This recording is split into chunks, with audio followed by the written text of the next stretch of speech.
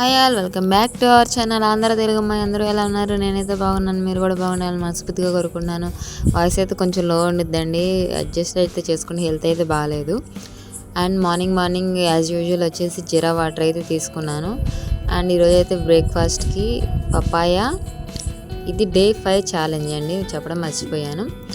And papaya, watermelon and soaked nuts అనమాట. ఇదైతే morning breakfast. And morning snack వచ్చేసి ఒక మోసంబి అయితే తిన్నానండి. మోసంబి అంటే బత్తాయి, కొంతమంది తెలియకపోవచ్చు, అందుకే చెప్పాను.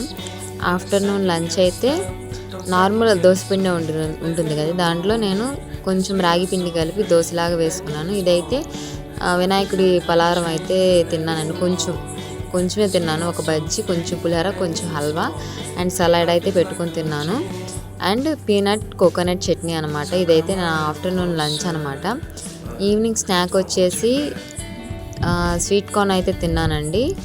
అలాగే గ్రీన్ టీ కూడా తాగాను.